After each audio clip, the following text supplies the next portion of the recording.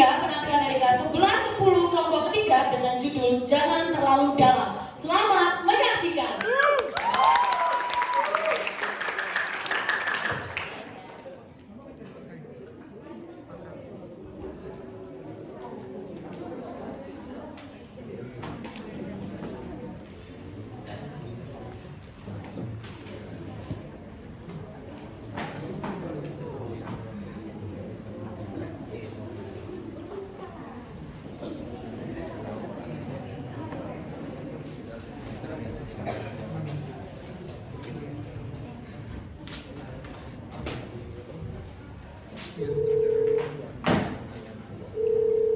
Suara apa itu?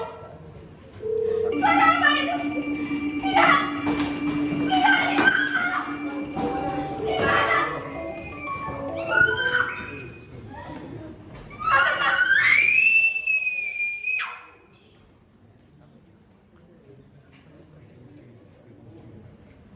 Ada handphone di kepala saya. Setiap malam, setiap kali saya mencoba membaca buku-buku itu, setiap kali saya mencoba khusyuk membaca, tiba-tiba terdengar suaranya. Ini terjadi sejak ayah membuat peraturan baru di rumah ini, melarang handphone di malam hari.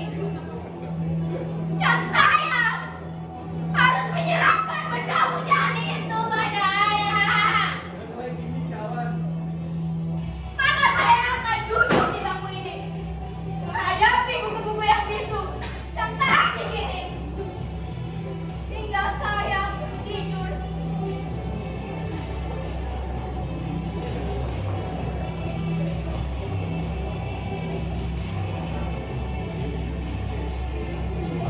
Ayah dan ibu, mereka bergantian seperti tentara yang jaga malam. Mereka akan kemari setiap 1 jam sekali untuk memastikan saya masih membaca buku ini. Iya, buku ini yang sangat membosankan. Sampai pukul 9 malam, waktu saya untuk tertidur.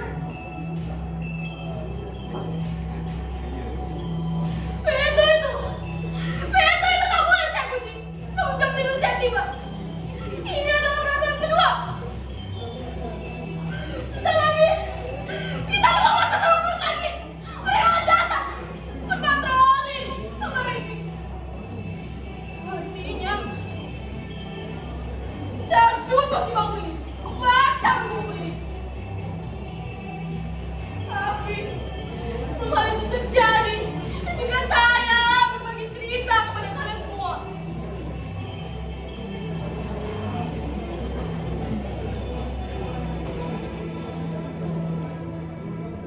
Saya bukannya tak berusaha. Segala daya upaya sudah saya kerahkan untuk bisa membaca buku-buku itu. Kusyuk dan bahagia. Saya juga motivasi diri dengan nasihat yang saya ingat. Pepatah, puisi, pantun, yang bagaimana belajar, hingga kritik tajam para pakar mengenai bahaya penggunaan handphone.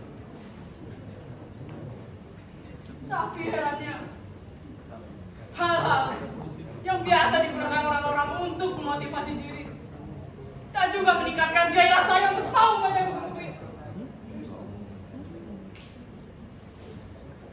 Kalaupun berhasil, hanya bertahan 10 atau 15 menit saja. Lalu menguap lagi.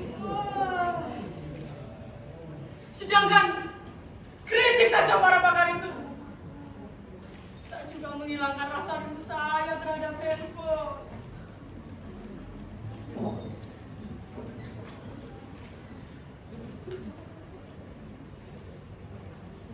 Apa? Kalian semua tak percaya bahwa saya penderita? Apa tak terlihat beban derita itu di wajah saya ini? Disorot mata saya, digentar suara saya,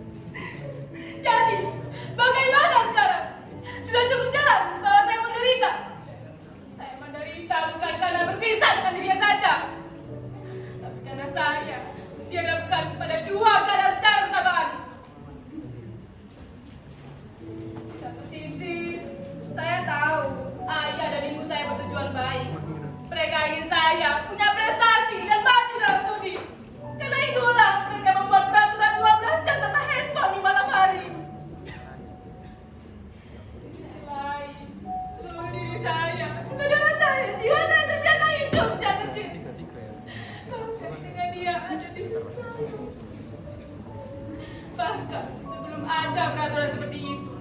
Saya terbiasa tidur dan dia rebah di dekat saya. Atau bahkan bersih di sisi saya. Tak mudah lagi bagi saya menjalani hari meski sesaat tanpa dia.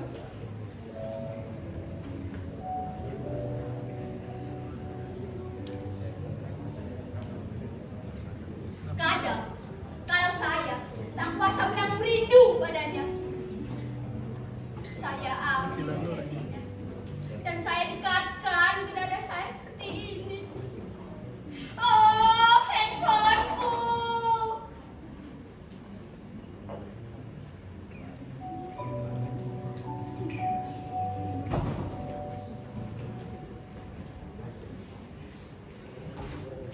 Kadang saya terkenal muak saat-saat dramatis kamu. Ketika ia menjadi lemah dan kritis, dan saya dengan begitu panik mencari tempat untuk menambah energinya.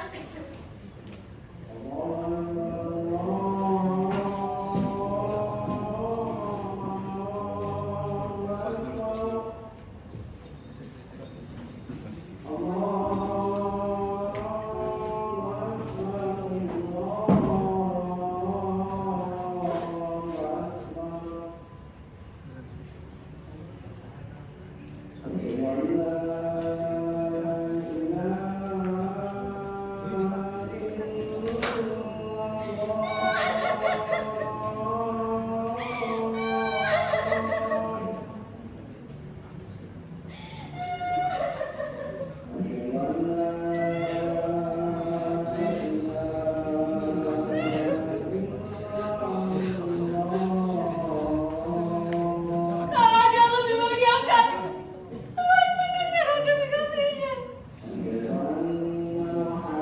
Dia telah membuat hidup ini menjadi amat mudah, cepat dan simpel. Dia bisa membayangkan kita ketika kita menginginkannya. Dia memberitahu kita informasi dengan cepat dan lengkap tanpa perlu mengerahkan tenaga.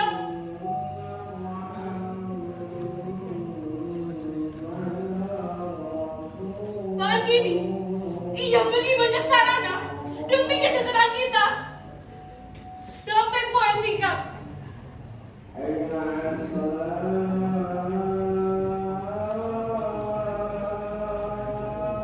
Jadi, bagaimana bisa saya bersabar berlama-lama dengan buku-buku misi itu untuk menata masa depan?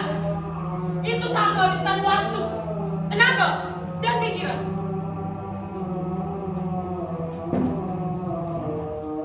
Sementara kita hidup di masa yang sangat bergantung pada kecepatan dan keringkasan. Siapa yang tidak bisa cepat dan ringkas akan ditinggalkan, akan menjadi fosil di sini peradaban.